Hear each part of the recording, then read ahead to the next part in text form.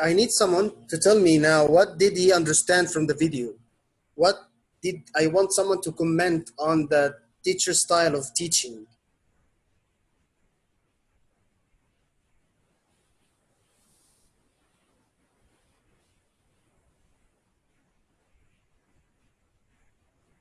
Is anyone ready? Is anyone ready to talk, to tell me what did the teacher do? How did she present the target language? If you're ready, tell me. Type in the chat bar. Learners understand better when grammar is presented through the context. Okay, she uses the communicative approach, set the context. So you all agree that she used the context.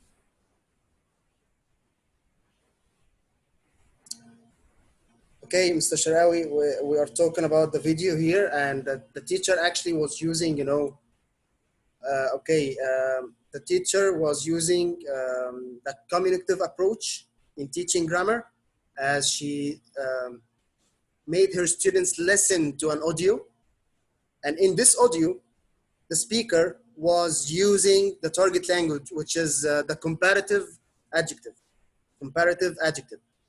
So here now, the students are exposed to this target language unconsciously, unconsciously.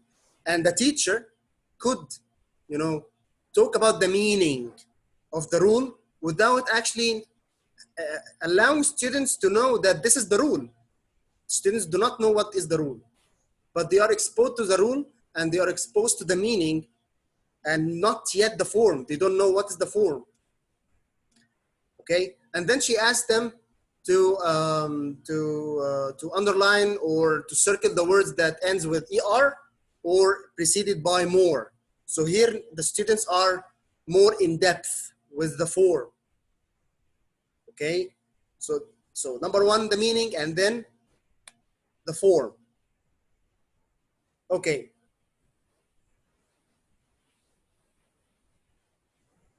Moving back here, we have three approaches or frameworks, three teaching frameworks. We have TTT, PPP, and TBL. For those who attended with me the teaching vocabulary session, we talked about this before, and here we're gonna be talking about it again, because as we said from the very beginning, this is language system. This is language system. So they have the same framework. So TTT means test, teach, test. PPP means present, practice, produce. TBL, text-based learning. Okay. Before anything, I need just to highlight something. We can say that the PPP here is more teacher-centered, while the TBL is more student-centered. Sorry, what's this? What I've done? Okay. So here actually the teacher is doing the presentation part. Okay, so in most cases, teachers tend to use the deductive approach of teaching. While here, students are exposed to a text, whether this text is audible or read, reading comprehension, or an audio track or something of the sort. So this is more student-centered, okay?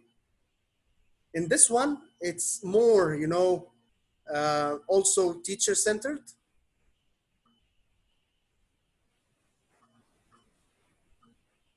Because here the teacher is doing the teach part. We will know if you are now a teacher and you are applying for a demo, you have now three frameworks to use as a teacher in order to talk about grammar or to teach grammar, whether to use TTT or PPP or TBL. In TTT, for example, when you plan your lesson, and all of them we will start by the warmer and lead in. This is the first step, to start with a warmer or lead in.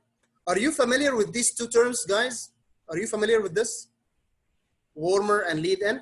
If you are familiar with this, could you please tell me what is the difference between a warmer and a lead-in?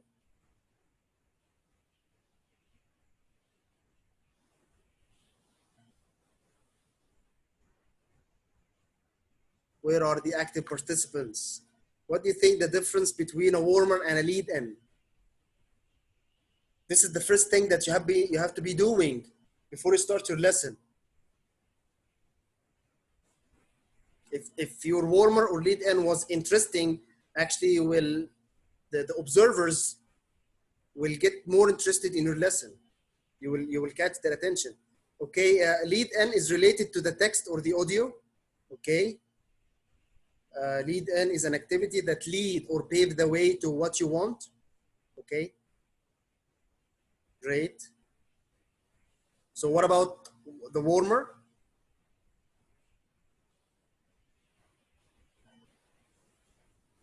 So what about the warmer?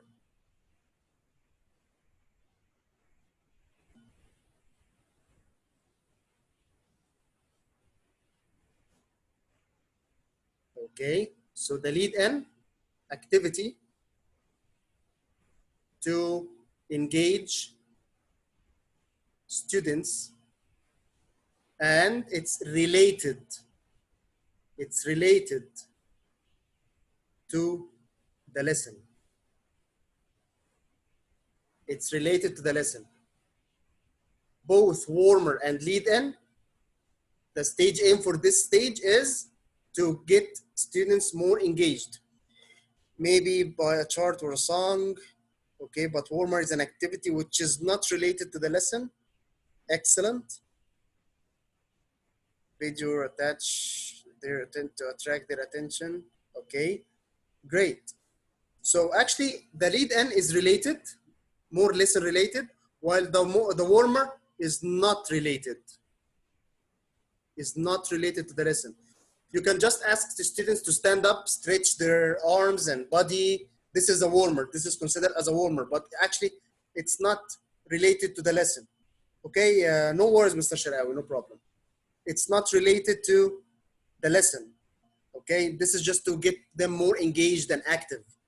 While the lead-in is an activity, a sort of activity that help you as a teacher to lead your students into the lesson.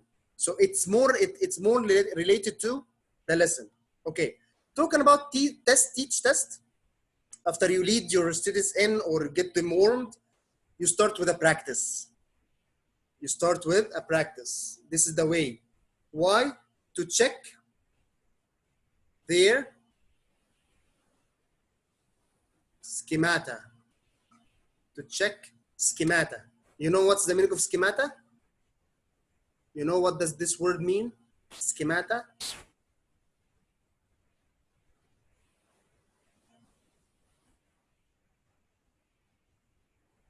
Excellent. The prior knowledge, the background information.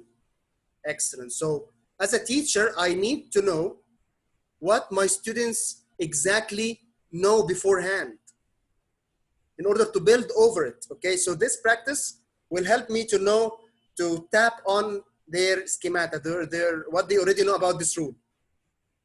Number three, contextualization. Okay, we need to have context, but in most cases, some teachers do not tend to use a context and they jump into the fourth step, which is MPF, teaching to present the meaning, the form, and the pronunciation of the rule. And after this, after you present the three things, the pronunciation, the meaning, and the form, you need to make a controlled practice or semi-controlled practice. Do you know what's the meaning of controlled or semi-controlled practice? A controlled practice is a little bit similar to the semi-controlled practice, you know?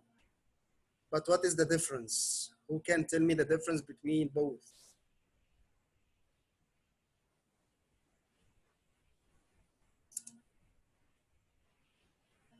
I know this might be a bit difficult.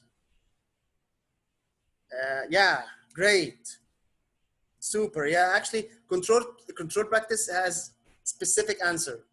Only one answer, like an MCQ. Great. It's guided by the teacher and controlled. The answer is controlled by the teacher. The teacher needs only one answer that fit in this question. But semi-controlled, what? Okay, maybe it can accept two answers, not only one. But in controlled practice, only one answer is the right one. But in semi-controlled, okay, maybe two. Freer practice is this part of when students are able to produce the language through two things, through speaking and writing. This is the freer practice. You can ask your students to talk about, for example, their daily routine if you're teaching present simple, or to ask them to write a paragraph writing about their daily routine. This is the meaning of freer practice. Why can't the warmer related to the lesson, whether current or prior to the lesson? Actually, the warmer is this kind of activity is just to, to activate your students. It has nothing to do with the lesson. If it is related to the lesson, it will have the other name, which is lead in, because actually from the verb lead in, it leads to the lesson. Okay, so lead in and warmer are the same, but once it is related to the lesson itself, to the content of what you're gonna be teaching, this is gonna be lead in. So this is the test, teach, test. So if you are planning to do a demo, you can use this strategy, okay? But you have to be ready with your lesson plan. You have to be ready with your lesson plan. Give it to the observers in order to make them familiar with what you're gonna be doing, okay? And tell them, okay, I'm gonna use test, teach, test. This will make them understand that, okay, you are aware of the different teaching frameworks that can be used in teaching grammar. Number two, PPP.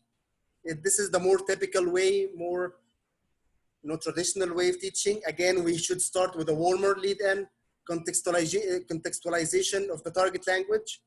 You can use the context. Some teachers do not use context, okay? Then the MPF to present, this is the present stage, use the MPF. Then controlled practice or semi-controlled practice and freer practice. This is for present practice produced, and I think most teachers actually are using this framework. Text-based learning also start with a warmer lead-in. Contextualization, you will use the text itself in the course book, or if you have an audio, you can exploit the audio in order to get your students exposed to the target language through a context. And number three, we have MPF. This is the how to present, meaning, pronunciation, and form, controlled practice, and then at the end, freer practice. So they are the same with just slight changes, So here you can use one of these, not the three of them in the same time. No, one of them, TTT or PPP or text-based learning. Okay, now this is a question here. How can I expose meaning? How can I present meaning to the students? We have many ways. You can just, use the timeline. If you are talking about tenses, it's not optional for you not to use or to use timeline. You are obliged to use the timeline. This is a must. When we are talking about tenses, it's a must for the teacher to be using the timeline as a sort of clarifying the meaning of the students. You can use pictures, and we will come to know when I teach the lesson how we can use pictures in order to teach grammar. And then ask CCQs. CCQs, this is a great world. It's called concept checking question, or we can say comprehension checking questions. It's not enough at all for teachers to ask their students, so far so good? Do you understand? Are you following? These questions are unmeasurable. These questions are false and tricky questions, because the whole answer, the one answer that the teacher will receive at the end, yes, we understand. So how you as a teacher can measure whether your students acquired or learned the rule or not? You need to ask CCQs. The most important thing about CCQs that do not use the target language in asking CCQs. If you're teaching your students the past simple, for example, Do not ask them, is this sentence in the past simple? Okay, here you used what? You used the target language, past simple.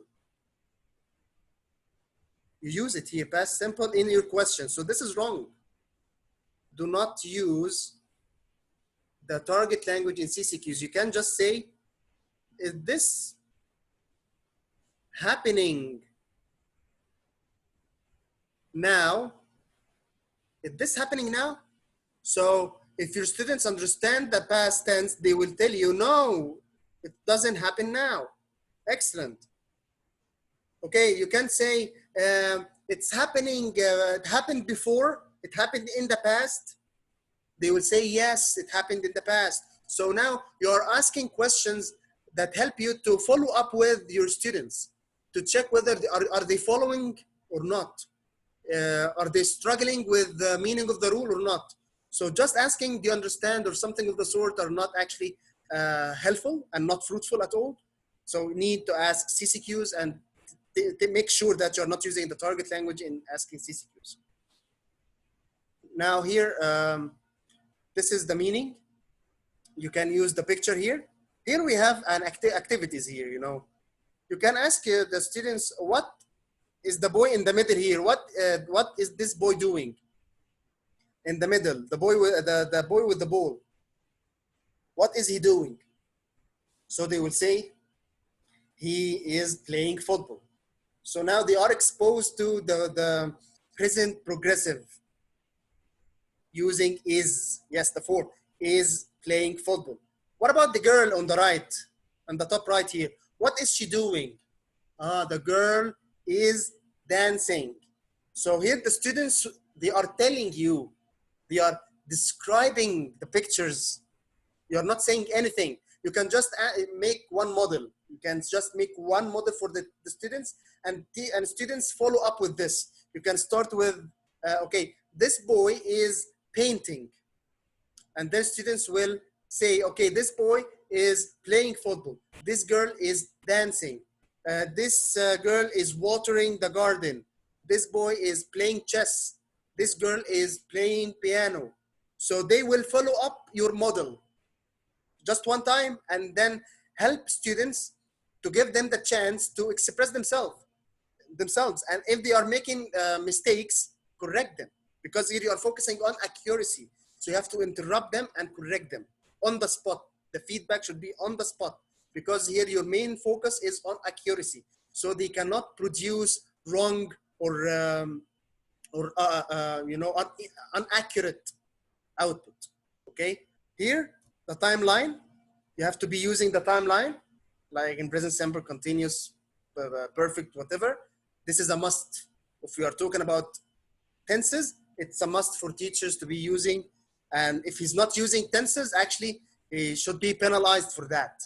If now I'm observing teacher in a demo, and he is supposed to be teaching one of the tenses, and he didn't use the timeline, he's gonna be penalized for that. So take care of this. Put this in consideration. Now, pronunciation. What has this to do with grammar? It's important for students to pronounce the sentences which include the target language correctly. So here we have, he is playing. So the target language is here, he is. You want to teach them how they can pronounce he is. So you can say his, instead of saying he is. Students should be saying his playing. Instead of saying he is playing, they should say his playing. Excellent. Modeling and drilling. We talked about this in vocabulary, and we talked about many ways that can help the teacher to make drilling more fun and more interesting. Here we have also one strategy of using your fingers as teachers. So on the thumb here, we have, you know, just hold a second. Here we have he, or sorry, it is, sorry, it is a pen. It is a pen. So you can combine this finger with this finger and say it's. Instead of saying it is, combine your two fingers in front of the students to make them understand now they are not two sound, they are now one sound. It's. So this is very important to teach pronunciation when teaching grammar. It's not a matter of meaning only, it's not a matter of the structure only. We have to focus on the pronunciation, and students should drill after you. Whether this drilling was individually, selecting some specific students, or chorally, the whole class is saying after you. They are echoing you.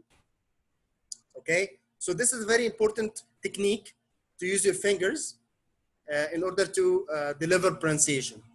Okay. Okay, now let's see this. Okay, now we will come to now a lesson. I'm now teach you. Let's suppose that you are students now, and I'm gonna be teaching you this lesson, past simple. So please, I need you to work with me in the chat box. Whenever I ask you a question, please respond as much as you can in the chat box. Okay, now this is the lead in. I'm now using what? I'm now using a picture. And this picture is related to the lesson. So this is not a warm-up. This is a lead in. Okay, now the question is, who is this? Do you know this man? Do you know this person? Act like students, guys, please. Yes, Shakespeare. Yes, he's Shakespeare. Okay, do you think that this person is living now? Yes or no? Great. He is not alive now. Did he live in the past? Okay. Did he die in the past? Wow, super. So he lived in the past and died in the past. And he is not living with us nowadays, right? So this is what we know about this person. This is what we know about Shakespeare. That he is not with us now. He's not alive now. But he lived in the past and he died in the past. Thank you very much. You were great, guys. Now this is the lead in, okay? This is how you are leading your students into the lesson without telling them you are talking about past simple, okay? But you are generating ideas and you are exposing your students unconsciously, okay? Yes, started and finished in the past. Excellent. Okay, now, number two, contextualization. As a teacher, I'm gonna be using a listening track, an audio track, or a text. I'm gonna ask you this question after this. When was he born? When did he die? What were his great works?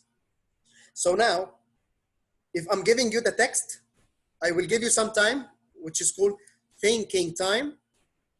Let's say 2 minutes. And students are gonna be working in groups, in pairs, and they will search for the answers of these questions. While they are searching for the answers, again, they are exposed to the target language. Their eyes fall into all the, the past simple forms. But again, they are unaware of that. Okay, so the students will answer, when was he born? When did he die? What were his great works? After I finish this, I should not expend too much time in this, because actually this is not a reading lesson. This is grammar lesson. So I should just spend maximum 2 to 4 minutes in this stage. Now I will choose, as a teacher, I will choose 2 sentences from the text. I will choose 2 sentences from the text. Why? Because the students already get exposed to the text. So it's illogical at all. It doesn't make sense for any teacher to bring other or totally different examples. No, you have to select the example from the text. So the text says, Shakespeare lived in England. Shakespeare married Anna Hathaway. If you noticed here, what did I do? I colored the sentence. I highlighted some specific parts of the sentence. I highlighted what? I highlighted. Let's use our pen here. So sorry. So sorry for this.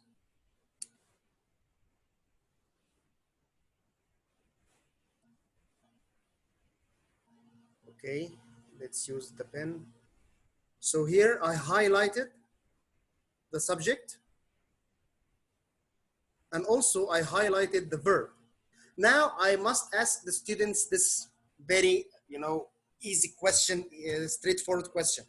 What do you think, or how do you think this verb and this verb is similar? How are they similar? Now give me the answer in the chat box, please. How these two verbs are similar? In what way they are similar?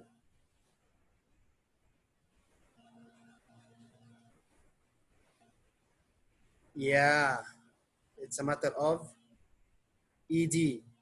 So now, this is the meaning of guided discovery. In few steps, I'm directing the attention of the students into the target language. I'm asking them to focus on the similarity in form between this verb and that verb. And they already know that this verb is in the past. So this means if I want to form a verb in the past tense, I need to have ed or d or ied. So they now understand the meaning because it happened in the past, started and finished in the past, because Shakespeare lived and died in the past, and this has nothing to do with the present time. And at the same time, now they are familiar with the form, because the form here ends with d, ed, ied. Now I have one stage, which is pronunciation. I have to model the verb lived, lived, and the students should say after me, married, married. So the students should also repeat after me. So here I tackled three things. I tackled the meaning, I tackled the form, I tackled the pronunciation. And then if I want to check the meaning, I need to ask CCQs. And since we are talking about a tense, we should not forget to draw a timeline.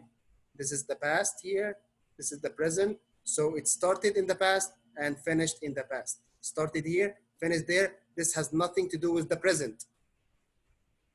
Okay, this is the timeline. And then I asked my students, I gave them a task, a controlled practice or semi-controlled practice. And at the end, they should have freer practice. They should speak or write this or that. They write a paragraph using past simple, or you can ask them about something that happened to one of them in the past. Was Shakespeare in England CCQ? Mr. Muhammad, I think this is not related to CCQ because it's not related to the target language itself. I'm asking a question about Shakespeare in England, but it's not related to the target language. It's not related to past or present, as much as I think. Now, here, let's see. If you mean now he is not living in England, yeah. If you mean this, yes. Now I want you to watch this with me here. Here we have some examples for for games that you can use.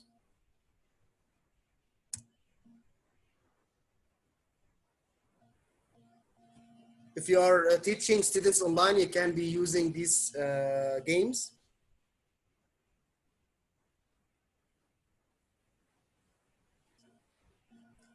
Yes, Mr. Mahajek, the students understand the meaning. Yes, if he is not now in England, so this means that started and finished in the past. Okay, takes short time for this. Okay, this is a game. It's called what here? Let's see. Yes, it's snakes and ladders. You can help your students to play this online. They have here a question, Tom, what a new house last month.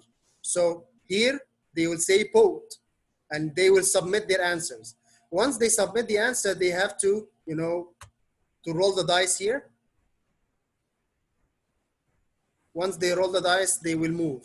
Then another student ask or answer this question: when did they arrive? So he will submit.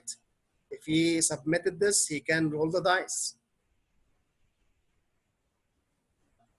You got it? So this is a very good and a very engaging game. We have another game. I'm gonna post these links on the group after this session, inshallah. The game is,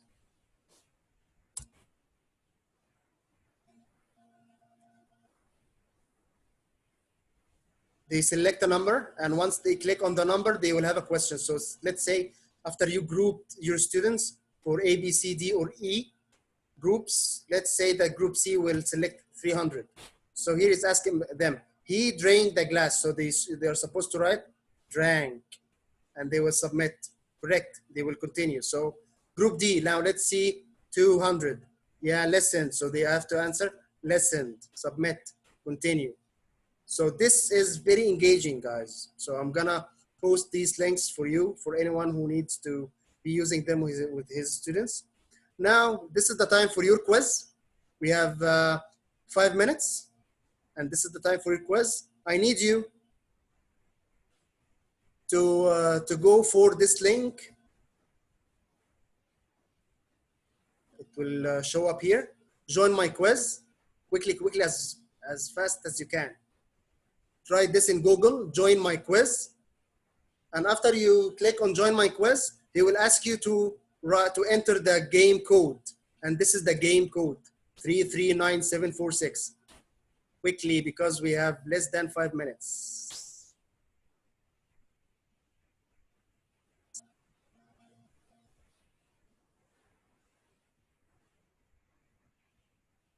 I'm waiting for the players.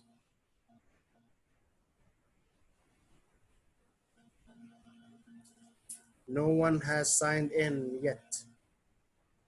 Try it in the Google, joinmyquiz.com.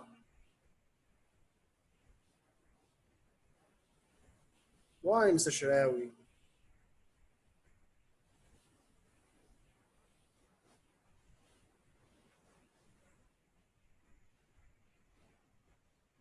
You can use it with your laptop. I'm using now my laptop.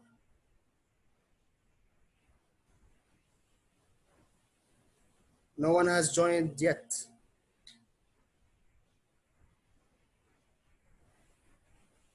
Internet is so slow. Okay.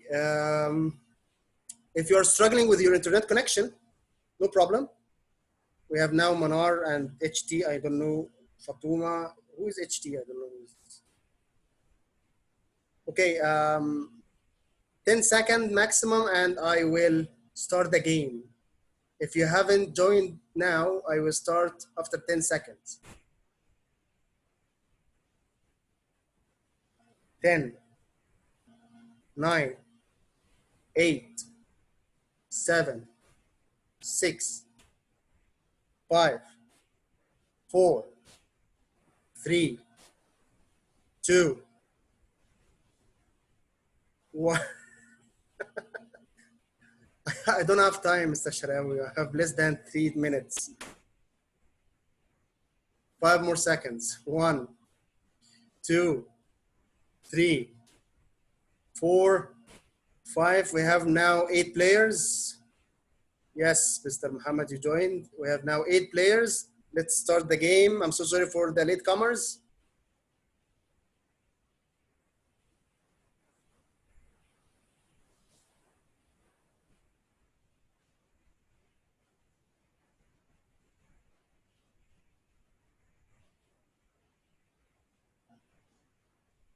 Great.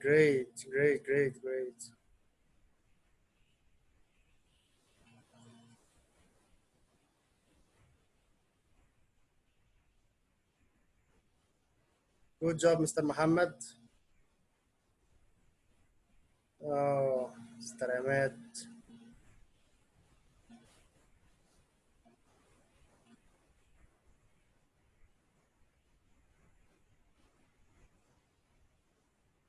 Mr. Muhammad Wakil is doing a great job, as usual.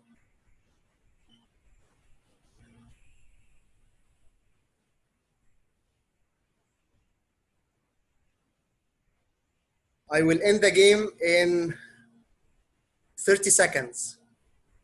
In 30 seconds, because I have less than 2 minutes.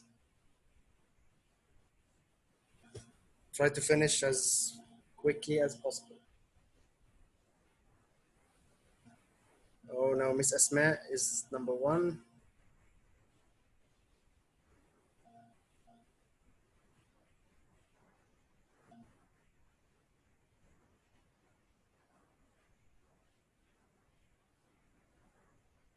Okay, 20 seconds.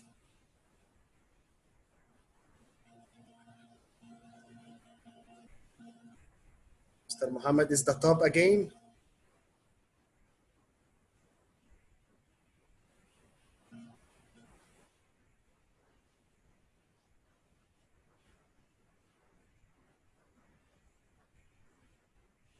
Okay, 10 seconds.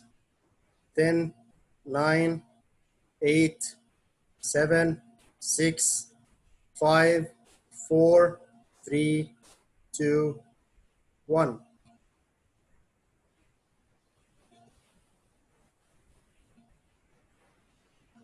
Okay, guys, you did a great job. Mr. Muhammad Abdul Wakil is the first. Number two, Mrs. Manar, Miss Manar, and number three, Miss Minna. Great job, great job. Okay, I hope you like this session. We already finished. I hope you like this session. I'm gonna upload all the links, inshallah. I'm so sorry because we don't have any time, you know. So thank you very much for attending and giving me your time. I hope this was